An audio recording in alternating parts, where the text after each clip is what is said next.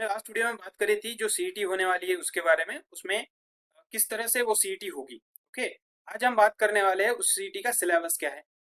तुमको ये बताया हुआ है पिछले वीडियो में कि उसको 4 सब्जेक्ट आने वाले हैं, science, maths, English and social, जिसको एसएसटी बोला। तो सिर्फ साइंस के बारे में बात करेंगे। अगर आपको सिलेबस चाहिए तो उसके लिए अलग से मैं भेज दूंगा। सबसे पहला टॉपिक जो साइंस पार्ट 1, ये टॉपिक एनसीईआरटी वालों ने 9th में पढ़ा हुआ है, इसलिए तुमको ये टॉपिक पूरा रिवाइज करना पड़ेगा, क्योंकि स्टेट को ये 10th में था। ओके, ये वीडियो खासकर एनसीईआरटी वाले बच्चों के लिए है, क्योंकि उनका ही सिलेबस थोड़ा सा अलग है। स्टेट वालों का तो सिलेबस यही था, इसलिए उनको टेंशन नहीं है। ओके, तो ग्रेविटेशन जो है ये तुमको डिटेल में पढ़ना पड़ेगा, क्योंकि ये तुमने 9th में पढ़ा है, हो सकता है तुम भूल गए होगे। ओके, देन पीरियोडिक क्लासिफिकेशन और केमिकल रिएक्शन में तो कुछ डाउट नहीं है, क्योंकि ये दोनों टॉपिक सेम थे स्टेट को एज वेल एज एनसीईआरटी।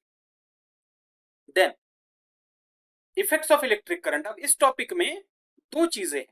ये टॉपिक एक तो इलेक्ट्रिसिटी से रिलेटेड है, इसमें इलेक्ट्रिसिटी तो आती है, इलेक्ट्रिसिटी का जो टॉपिक है वो, लेकिन एनसीईआरटी वालों ने ये 10th में पढ़ा हुआ है इलेक्ट्रिसिटी, जबकि स्टेट वालों ने इलेक्ट्रिसिटी 9th में पढ़ी थी। और उसका आखिरी का एक पॉइंट जो था, दैट इज यूनिट क्या पॉइंट, सिर्फ इसमें आएगा। और उसके साथ और एक टॉपिक आएगा जो पूरा का पूरा टॉपिक जो एनसीईआरटी में था, with the name magnetic effects of electric current. Okay, magnetic effects of electric current. Okay, तो ये टॉपिक, ये दो टॉपिक तुमको इस टॉपिक में कवर करने पड़ेंगे। उसके बाद ये टॉपिक है सबसे इंपॉर्टेंट, क्योंकि ये टॉपिक एनसीईआरटी में था ही नहीं, तुमको ये पढ़ना पड़ेगा बहुत ज्यादा डिटेल में। ओके, हीट, ये स्टेट को था आसान है टॉपिक, लेकिन तुमको था ही नहीं एनसीईआरटी वालों को, तो ये पढ़ना पड़ेगा। देन जैसे यहाँ पे एक पार्ट है इसमें magnetic effects of electric current, वैसा यहाँ पे एक डिलीट है। डिलीट का मतलब क्या है कि रिफ्रैक्शन ऑफ लाइट ही तुमको सिर्फ पढ़ना है। एनसीईआरटी वालों ने रिफ्लेक्शन रिफ्रैक्शन दोनों पढ़ लिए लाइट में, लेकिन स्टेट वालों ने रिफ्लेक्शन 9th में पढ़ा था, तो तुमको रिफ्रैक्शन ही पढ़ना पड़ेगा इस साल, सिर्फ इस सीईटी के लिए। लेंसेज जो है वो भी तुमको पढ़ना पड़ेगा, ऑलरेडी पढ़ा हुआ है, तो इसमें कुछ टेंशन नहीं है, ये दो पार्ट भी तुम्हारे ऑलरेडी कवर हुए हुए। ओके, ये इंपॉर्टेंट है। मेटलर्जी, मेटलर्जी तुमको था, एनसीईआरटी वालों को भी था, स्टेट वालों को भी था, लेकिन स्टेट वालों के सिलेबस में एनसीईआरटी मेटलर्जी थोड़ा ज्यादा था, जबकि एनसीईआरटी ने जो रिड्यूस सिलेबस दिया था उसमें जो इंपॉर्टेंट पार्ट है मेटलर्जी का वही डिलीट कर दिया था। तो इसलिए मेटलर्जी तुमको बहुत ज्यादा डिटेल में पढ़ना। सेम कंडीशन है जब हम पढ़ा रहे थे, तब भी मैंने बोला था कि ये डिलीट भी हुआ है, फिर भी ये बहुत ज्यादा इंपॉर्टेंट है। ओके, जैसा आईयूपीएसी नॉमेनक्लेचर उड़ा दिया था एनसीईआरटी में, लेकिन स्टेट में था, तो तुमको ये चीजें पढ़नी पड़ेगी अगर तुमको ये देनी है एग्जाम।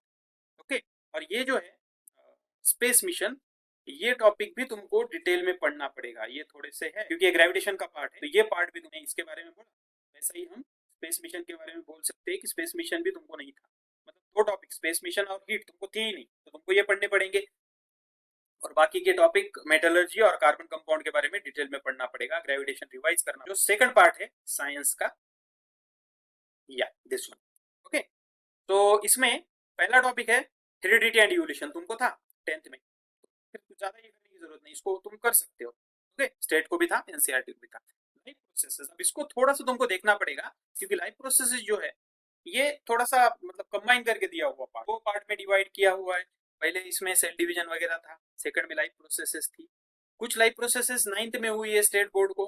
ओके, जैसा एक्सक्रीटरी सिस्टम वगैरह वो 9th में थी। ओके, तो वो यहाँ पे तुमको नहीं पूछेंगे, लेकिन बाकी की जो लाइफ प्रोसेसेस है वो तुमको डिटेल में पढ़नी पड़ेगी स्टेट के लिए और एनसीईआरटी में से भी। ओके, देन एनवायरमेंट, कुछ टॉपिक है, एनवायरमेंटल मैनेजमेंट हो गया, डिजास्टर मैनेजमेंट हो गया, ओके, टुवर्ड्स ग्रीन एनर्जी हो गया। ये टॉपिक जो है ना, ये थोड़े से हम बोल सकते हैं कि जनरल नॉलेज की तरह टॉपिक है, तुम इसको ज्यादा स्ट्रेस ना देते हुए भी तुम इसके मार्क कवर कर सकते हो।